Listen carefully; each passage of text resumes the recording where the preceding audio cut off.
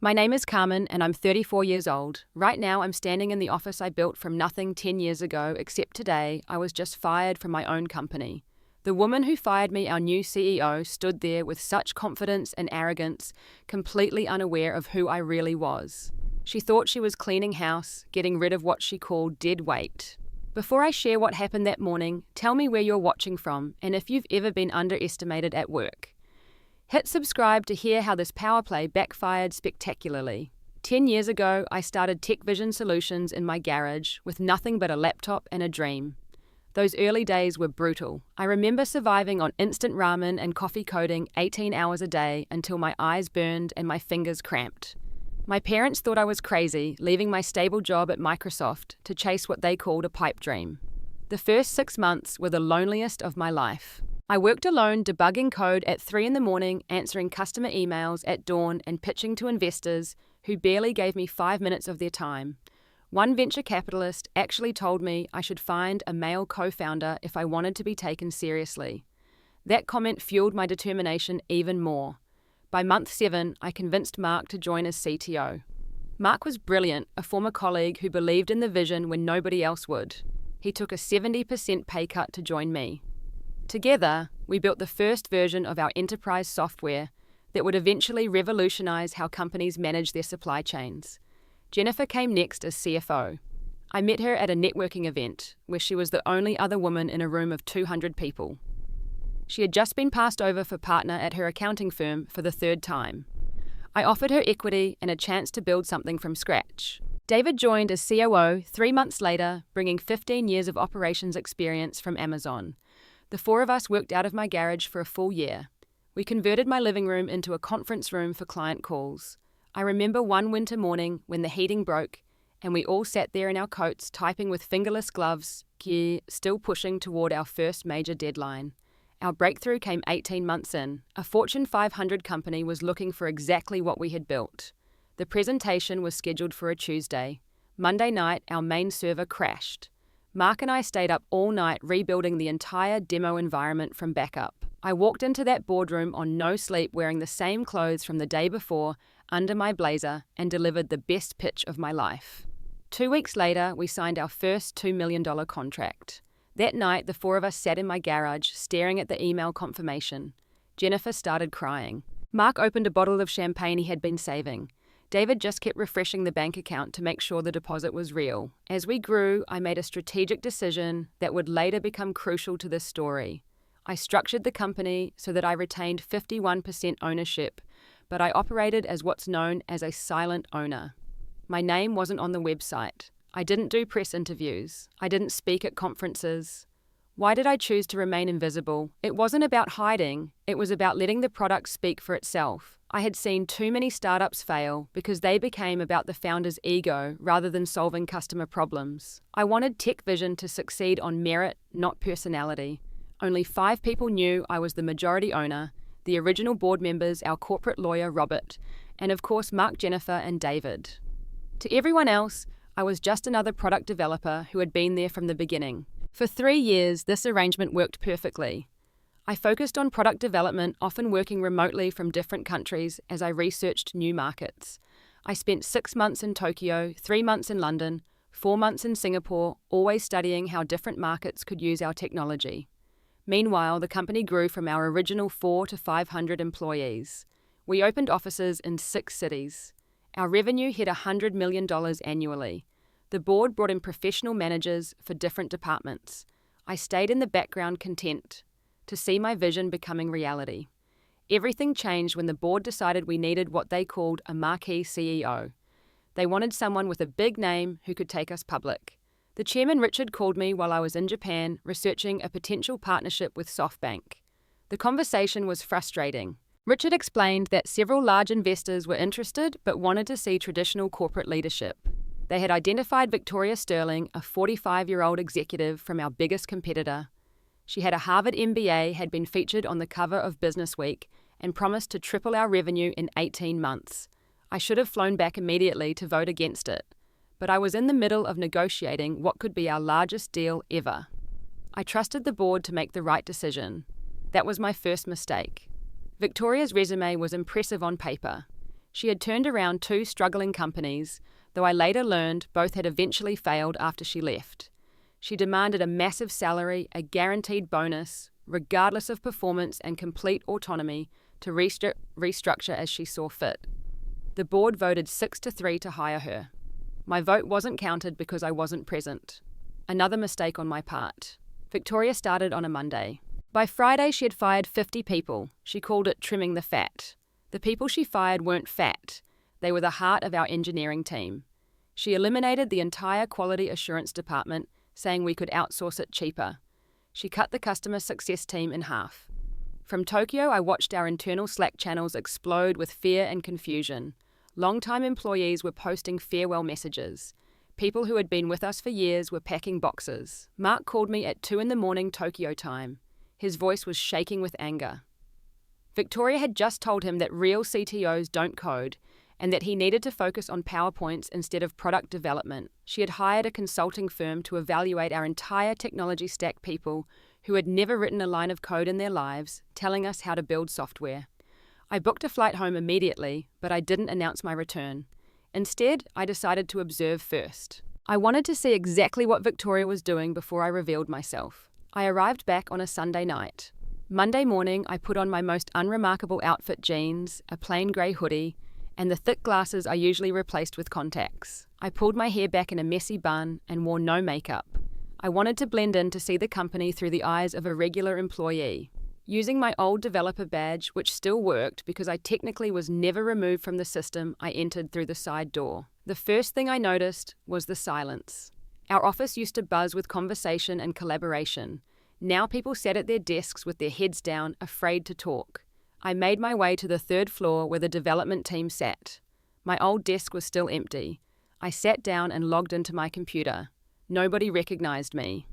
3 years of working mostly remote had made me a ghost in my own company. At 10 that morning, I attended an all-hands meeting in the main conference room. Victoria walked in 15 minutes late, talking loudly on her phone about her weekend in the Hamptons. She was everything I had built this company not to be flashy, self-important, and completely disconnected from the actual work. For 45 minutes, she talked about synergies and paradigm shifts and leveraging core competencies. She never once mentioned our customers or our products. She announced that we would be pivoting to an AI-first strategy, which was laughable considering we had been using machine learning in our products for 5 years. Then she said something that made my blood boil. She announced that the old guard people who had been here from the beginning were holding the company back. She actually used the phrase, cleaning out the dinosaurs, who couldn't adapt to modern business practices. I watched Jennifer's face across the room. She looked like she had been punched. David was gripping his coffee cup so hard I thought it might shatter. Mark wasn't even in the meeting. Victoria had excluded all the original leadership team from her all hands. Near the end, she opened the floor for questions. Most people were too scared to speak. But I stood up. Victoria's eyes found me in the crowd. She squinted clearly, not recognizing me. I asked a simple question about how her new strategy aligned with the product roadmap we had been developing for 3 years. She laughed, actually laughed, and said that old roadmaps were irrelevant. When I pressed for specifics about our enterprise customers, who were expecting certain features, she cut me off. Her exact words were, "I don't have time to explain strategy to every random developer. If you don't understand the vision, perhaps you're in the wrong company." The room went silent. I sat down and made a decision. Victoria Sterling was about to learn exactly who she was talking to. After the meeting, I went back to my desk and spent the rest of the morning documenting everything. I recorded videos of the empty desks where our best engineers used to sit. I took screenshots of the Glassdoor reviews that had started pouring in, dropping our rating from 4.8 stars to 2.3 in just 1 week. At noon, I overheard Victoria on a call in the hallway. She wasn't even trying to be discreet. She was talking to someone about phase 2 of her restructuring. 100 more people would be let go by the end of the month. The entire development team would be replaced with contractors from India. Not because they were better or even cheaper when you factored in management overhead, but because it would look good on the quarterly reports. I pulled out my phone and started recording. Legal might need this later. By 2 p.m, word had somehow gotten to Victoria that someone in development had been asking pointed questions. Her assistant, a nervous young man named Brian, who had started just a week ago, approached my desk. "Ms. Sterling would like to see you in her office," he said, not making eye contact. I followed him to the executive floor. Victoria had taken over what used to be my office, though she didn't know that. She had replaced my simple desk with a massive glass monstrosity. The walls that once held whiteboards covered in product diagrams now displayed her various awards and a huge portrait of herself shaking hands with some politician. Victoria didn't look up when I entered. She let me stand there for 3 full minutes while she typed on her laptop a power play so obvious it was almost funny. Finally, she looked up and studied me like I was something unpleasant she had found on her shoe. "I'm told you've been here since the beginning," she said, making it sound like an accusation. "That's correct," I replied. "And yet I don't see your name on any of the leadership documents. You're not a team lead, not a senior developer, not even a project manager. What exactly do you do here?" I wanted to laugh. What did I do? I built the core algorithm that powered our entire platform. I personally coded 40% of our code base. I designed the architecture that allowed us to scale from 10 customers to 10,000. But I just said, "I work on product development." She pulled up something on her iPad and frowned. "Your commits have been sporadic, lots of gaps, sometimes months without any code contributions." "I've been working on strategic initiatives," I said. "Market research, customer development. Without authorization, without reporting to anyone." Her voice was getting sharper. "That's not how professional companies operate." I stayed calm. "I report to the board." She laughed the same dismissive laugh from the meeting. "The board, that's ridiculous. Listen, I don't know what kind of free-for-all this place was before, but I run a tight ship. We have processes, we have hierarchies, and we definitely don't have random developers claiming they report to the board." She stood up and walked around her desk, stopping just a little too close to me, another intimidation tactic. "I've reviewed your file, what little there is of it. No performance reviews, no clear job description, no documented achievements. As far as I can tell, you're exactly the type of dead weight I was brought in to eliminate." I met her eyes. "Are you firing me?" "Oh, I'm definitely firing you. But first, I want you to hand over any code, any documentation, any institutional knowledge you might have. Brian will supervise while you document everything. Then security will escort you out." "And if I refuse," her eyes narrowed, "then you leave immediately with nothing, and our lawyers will be in touch about recovering company property and intellectual property you might have stolen." I almost revealed myself right then. Almost. But I wanted her to dig her hole deeper. "When I asked. "Now, today, you have 1 hour to transfer your knowledge, then you're gone. And don't even think about severance. People who can't prove their value don't get golden parachutes." I nodded. "I understand, but I have one question." She sighed dramatically. "What? Are you absolutely certain about this decision?" "I don't reverse my decisions," she said, turning back to her desk. 1 hour. Brian will watch you pack." I left her office and went back to my desk. Brian stood awkwardly nearby while I slowly packed my few personal items. I made sure to take my time sending several emails from my personal phone while I packed. The first email was to Robert, our corporate lawyer. Subject line, Execute Contingency Plan 7. The second was to Mark. Emergency board meeting, 48 hours, full documentation required. The third was to the 3 board members I knew I could count on. It's time you knew the truth about Victoria Sterling. As security escorted me out, I passed Jennifer in the hallway. Her eyes widened in recognition, but I shook my head slightly. Not yet. The security guard Tom, whom I had actually hired 3 years ago, walked me to my car. When we were out of earshot of others, he whispered, "I know who you are. This is wrong." "Don't worry, Tom. Keep doing your job. This will all make sense soon." I drove home, but I didn't go inside. Instead, I sat in my car and made phone calls. Lots of phone calls. The first call was to Robert, my lawyer. He had been expecting it. When I structured the company's ownership, we had built in several safeguards specifically for a situation like this. Victoria had already violated 3 major provisions in her contract, including firing employees without cause and making strategic changes without board approval. Robert's voice was calm and professional. "I've been documenting everything since she started. We have enough to bury her, Carmen. When do you want to move?" "Wednesday, 2 o'clock, emergency board meeting." "She'll fight it. She'll claim you abandoned your position, that you've been an absentee owner." "Let her try. I have every email, every commit, every decision documented. Plus I was in Japan securing our biggest deal, not playing golf." The next call was to Mark. He answered on the first ring. "Please tell me you're back and ready to fix this mess," he said without preamble. "I'm back, and Victoria just fired me." There was silence, then Mark started laughing. It wasn't happy laughter. It was the kind that comes when things are so absurd you don't know how else to react.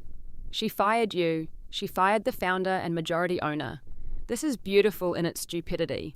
Can you get me the data on everyone she's fired? I want names, positions, tenure, everything. Already compiled. I knew this day was coming. Carmen, she also fired Jennifer this afternoon. Right after you left, said the company needed fresh financial perspective.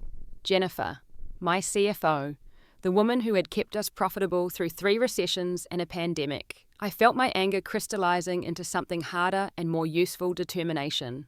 I spent the rest of Monday evening building my case. I called 15 of our largest customers. Every single one expressed concerns about Victoria's leadership.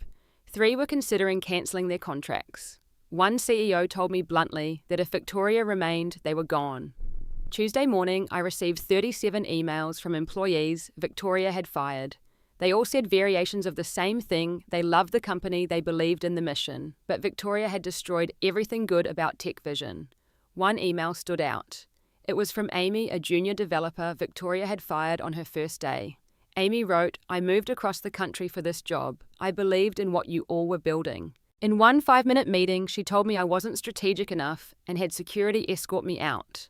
I didn't even get to say goodbye to my team. I printed every email, every customer complaint, every violation of company policy. By Tuesday night, I had a binder 3 inches thick. Jennifer came to my house that evening. She brought wine and her laptop. "I've run the numbers," she said, pouring us both a glass. In 1 week, Victoria has cost us $14 million. That's severance for wrongful termination, lost productivity, customer churn, and the consulting firm she hired. At this rate, we'll be bankrupt in 6 months. "We won't make it 6 more days," I said. "Tomorrow everything changes." The board might side with her. She's got Richard wrapped around her finger. Richard owns 2%. I own 51%. And the 3 board members who actually understand technology own another 20% combined. The math is simple. Jennifer smiled for the first time in days. "You've been planning this all along, haven't you?" Letting her expose herself. I wanted to come in guns blazing on Monday, but then I realized something. If I had simply overruled the board and fired her immediately, I would have looked like an emotional owner who couldn't handle giving up control. Now I have documented proof that she's incompetent and destructive. What about the employees she fired? Every single one gets an offer to return with full back pay and a 20% raise, plus equity grants that vest immediately. That's expensive. Not as expensive as letting Victoria Sterling destroy everything we built. That night, I didn't sleep. I rehearsed my presentation over and over. I thought about every possible objection, every counter-argument Victoria might make. By dawn, I was ready. Wednesday morning came grey and rainy, which felt appropriate. I put on my best suit, the one I had worn to close our first major deal. I styled my hair, put on makeup, and wore my contact lenses. If Victoria wanted to see the real owner, she was going to get the full picture. Robert met me in the parking garage. The board has been notified. They're all here, including 2 members who flew in from New York when they heard what this was about. And Victoria. She tried to block the meeting, saying it wasn't properly scheduled. I reminded her that majority shareholders can call emergency meetings with 24 hours notice. She's in there now, probably trying to convince everyone you're a disgruntled employee, making things up. We took the elevator to the boardroom. I could hear Victoria's voice through the door, loud and aggressive. This is clearly a coordinated attack by employees who can't accept change. I don't know who this supposed majority shareholder is, but I can guarantee they're not interested in petty employee squabbles. Robert opened the door. The room fell silent. Victoria's face went through several expressions in rapid succession. Confusion, recognition, anger, then back to confusion. She was standing at the head of the table, my table with a PowerPoint presentation about quarterly projections displayed behind her. "What is this?" she demanded. "Security." This woman was terminated on Monday. Tom, the security guard, stepped into the room but didn't move toward me. He had been briefed by Robert. I walked calmly to the front of the room. "Thank you for keeping my seat warm, Victoria, but I'll take it from here." "This is ridiculous," Victoria sputtered, looking around the room for support. "Richard, tell them." Richard, the board chairman who had championed Victoria's hiring, looked uncomfortable. "Perhaps we should hear what she has to say." "What she has to say, she's a fired employee." Robert stepped forward and placed a folder in front of each board member. "Gentlemen and Ms. Sterling, allow me to introduce Carmen Rodriguez, founder and 51% owner of TechVision Solutions. The newer board members, the ones who had joined in the last 2 years, gasped. One of them, a venture capitalist named James, actually stood up in shock. Victoria laughed, but it sounded forced. This is impossible. I vetted everyone. The ownership structure clearly shows what you were allowed to see, Robert interrupted. Ms. Rodriguez structured her ownership through a holding company for strategic reasons. It's all perfectly legal and has been documented since the company's incorporation. I clicked to my first slide, the original incorporation documents with my signature notarized and dated 10 years ago. My name is Carmen Rodriguez. I began, my voice carrying clearly through the room. 10 years ago, I started this company in my garage with nothing but a vision and determination. I wrote the first line of code. I closed the first deal. I hired every person who built the foundation of what TechVision became. Click. The next slide showed the ownership structure in detail. I own 51% of this company, not through inheritance, not through marriage, not through luck, through blood, sweat, and more all-nighters than I can count. Victoria found her voice. Even if this is true, you abandoned the company. You haven't been involved in daily operations. The board hired me because the company needed real leadership. I smiled. It wasn't a nice smile. Abandoned. Let's talk about what I've been doing while you think I abandoned the company. Click. Photos of me in Tokyo, Singapore, London, and Dubai. In the last 3 years, while operating as a silent owner, I've secured partnerships worth over $300 million. I've overseen the development of 7 major product updates. I've personally mentored 43 engineers who have gone on to become team leads. Click. Email threads with timestamps. Here are my email communications with the board, dated and documented. Weekly updates, strategic recommendations, product roadmaps. Does this look like abandonment to you? Richard cleared his throat. Carmen, we didn't know. You didn't know because you didn't ask. You assumed that because you didn't see me in the office every day, I wasn't working. Meanwhile, Victoria has been here for exactly 7 days. Let's review her accomplishments, shall we? Click. A list of the 50 employees fired in week 1. 50 employees terminated without cause. Combined tenure, 312 years of experience. Severance liability, $4.2 million. Click.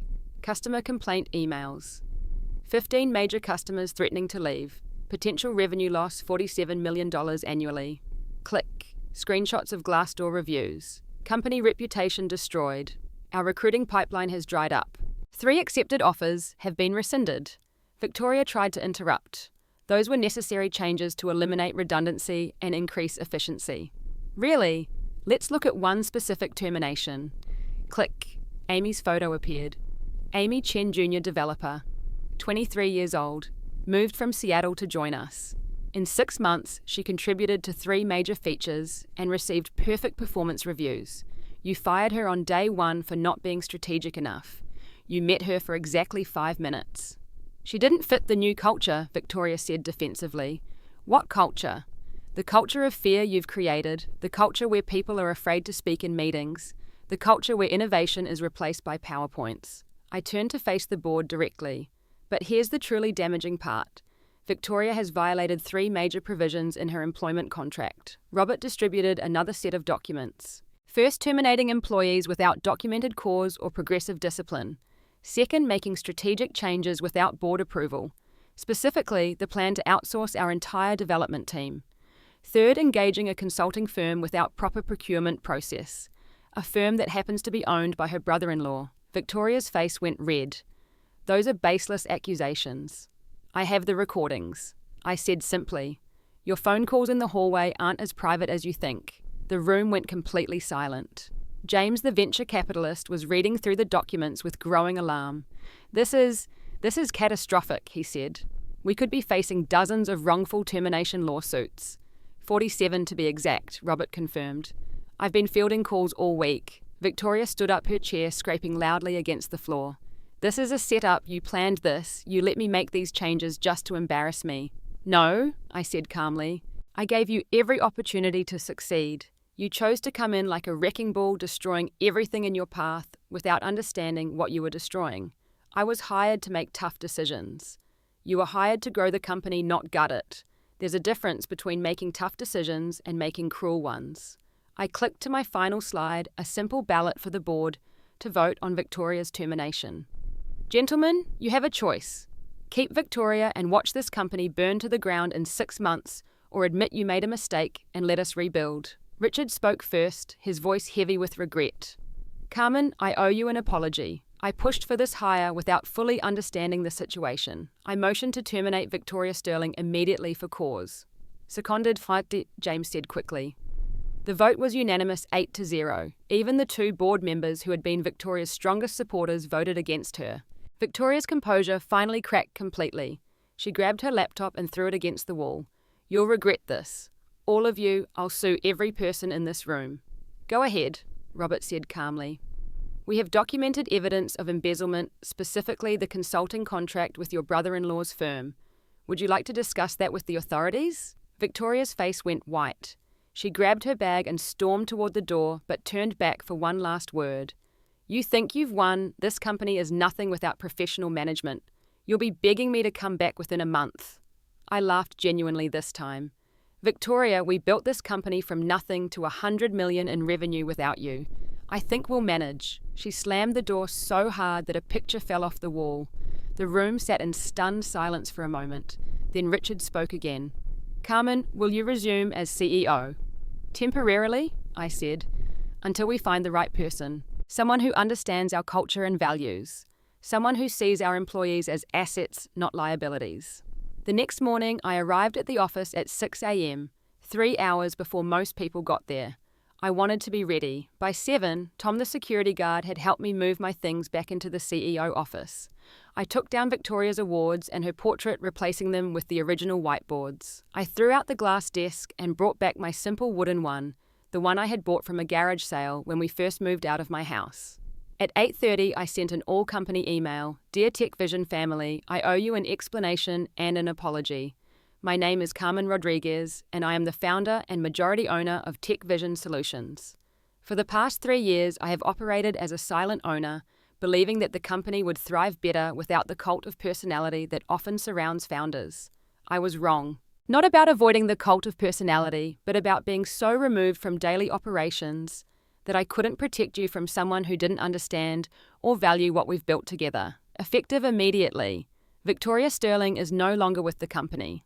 I am temporarily resuming the role of CEO while we search for the right leader for our next phase of growth. More importantly, effective immediately.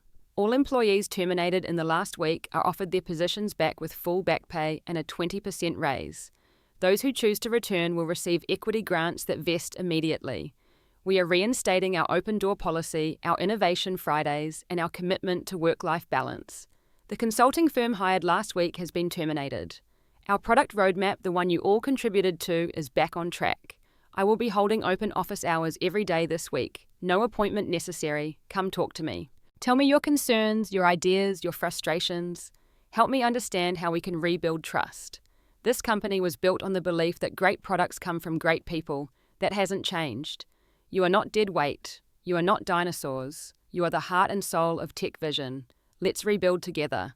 Carmen. The response was immediate. My inbox flooded with emails. People started showing up at my office door. By noon, 37 of the 50 fired employees had accepted the offer to return. Jennifer was the first executive to walk into my office. She was carrying 2 cups of coffee and had tears in her eyes. Welcome back, she said, handing me a cup. Both of us. Mark came in next, grinning from ear to ear. I have a list of features the team is dying to build. Victoria had us working on PowerPoints about AI synergy. The engineers are ready to actually code again. David arrived with a stack of customer contracts. 3 customers who are about to leave want to renegotiate. They're willing to increase their contracts if you're back. The most meaningful visit came from Amy, the junior developer Victoria had fired on day 1. She stood in my doorway hesitant. Ms. Rodriguez, I got your email. Is the offer real? Can I really come back?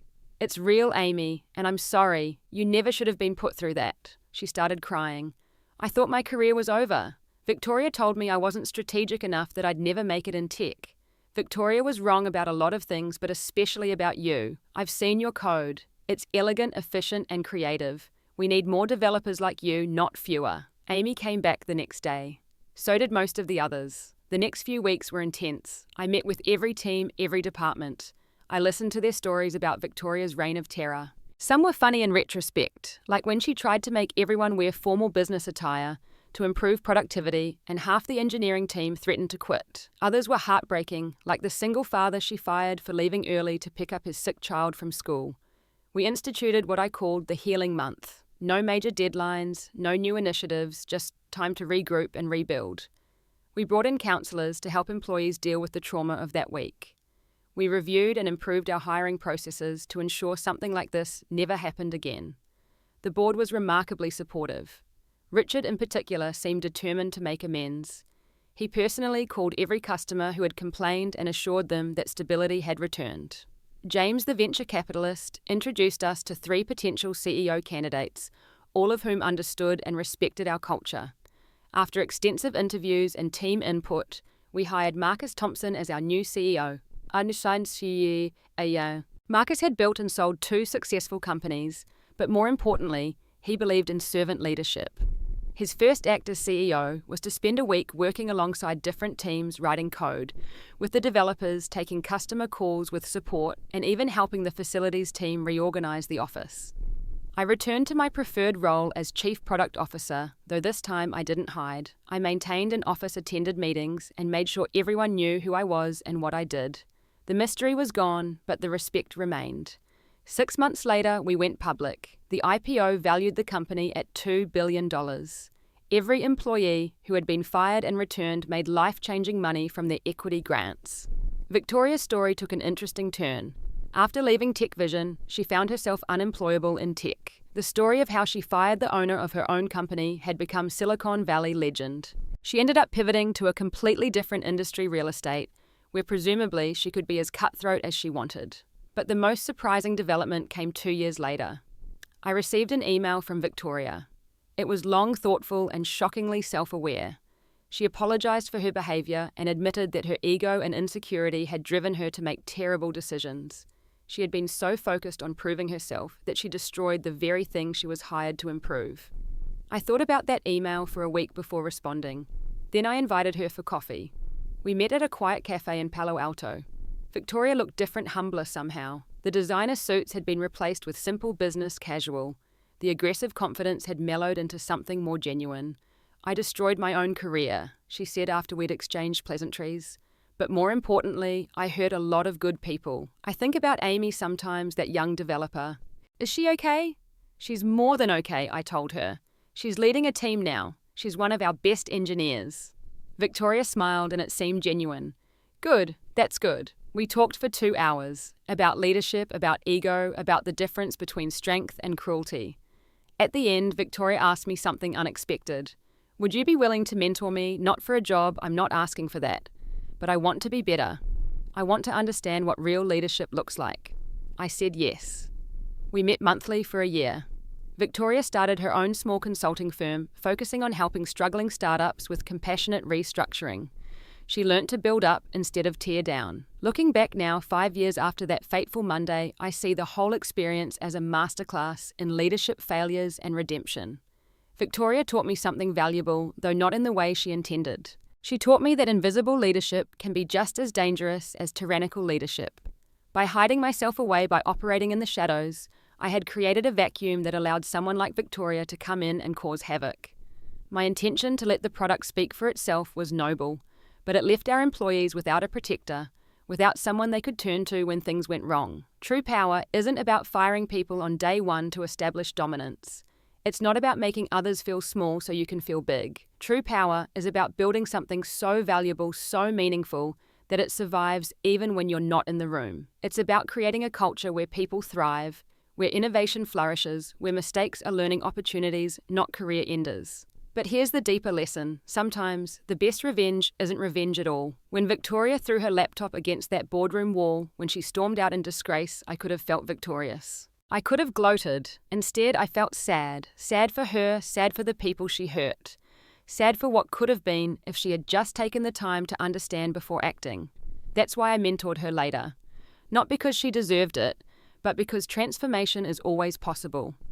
Victoria went from being someone who destroyed companies to someone who saved them. She learned that strength comes from lifting others up, not pushing them down. The company today is unrecognizable from that dark week 5 years ago.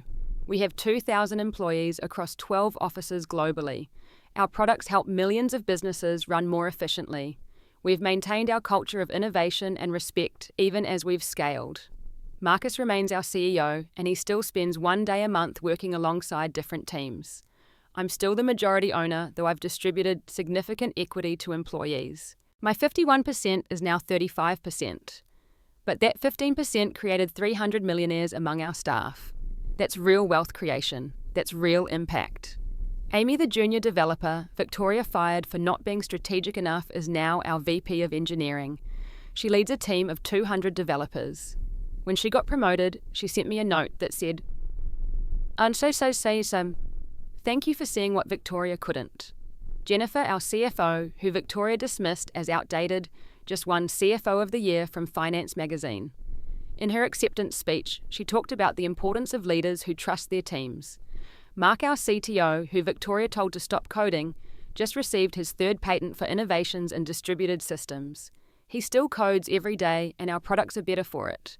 The 50 people Victoria fired, 43 came back. Of those, 30 are still with us, most in leadership positions.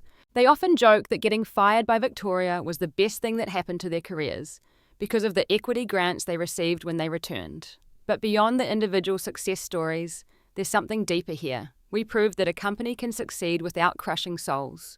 We proved that kindness and profitability aren't mutually exclusive. We proved that when you treat people with respect, they'll move mountains for you. Victoria proved something too, though she didn't mean to. She proved that fear might get you compliance, but it will never get you innovation. She proved that you can't lead people you don't respect. She proved that titles mean nothing if you haven't earned the trust of those you're supposed to lead. I sometimes think about what would have happened if I had never come back from Japan, if I had just let Victoria continue her reign of terror. The company would have failed, certainly. But more than that, 500 people would have lost faith in the possibility of ethical business. They would have carried that cynicism to their next jobs, spreading the poison of bad leadership throughout the industry. Instead, they carry a different message that good can triumph, that bullies don't always win, that sometimes the person being dismissed as irrelevant is the one holding all the cards. I still get emails from people who heard the story, young founders, who feel invisible in their own companies, employees who are being crushed by toxic leadership. I tell them all the same thing: document everything, know your worth, and remember that true power comes from the value you create, not the fear you instill. And if you ever find yourself in a position of power, remember Victoria's mistake. She thought power meant making others feel powerless. She thought leadership meant dominance. She thought strength meant cruelty. She was wrong on all counts. Real power is quiet confidence. Real leadership is service. Real strength is lifting others up. And sometimes, just sometimes, the best response to someone who tries to fire you is to smile. Pack your box and prepare to show them exactly who they just dismissed. The story of Victoria firing me became Silicon Valley legend told at startup gatherings and business schools. But I hope the real lesson isn't about the comeuppance of an arrogant executive. I hope it's about the importance of knowing your worth, standing up for others, and understanding that in business, as in life, how you treat people matters more than any spreadsheet or PowerPoint could ever show. If you've ever felt invisible in your own creation, if you've ever been dismissed by someone who doesn't understand your value, remember this: your true worth doesn't diminish just because others can't see it. Sometimes being underestimated is the greatest strategic advantage you can have. And to those in positions of power, those making decisions about other people's livelihoods, remember Victoria Sterling. Remember how quickly you can destroy what took years to build. Remember that the person you dismissed today might be the one who determines your tomorrow. Thank you for listening to my story. I'd love to hear about your own experiences with workplace power dynamics. Have you ever been underestimated at work? Have you ever had to stand up to toxic leadership? Share your stories in the comments below. And if this story resonated with you, please hit the like button and subscribe to hear more real experiences from the business world. Share this with anyone who needs to hear that their value isn't determined by someone else's inability to see it. Remember, true power isn't about making others feel small. It's about building something so valuable that it speaks for itself even when you're silent, even when you're invisible, even when someone tries to fire you from your own dream. Until next time, know your worth, document everything, and never let anyone convince you that you're dead weight when you're actually the foundation.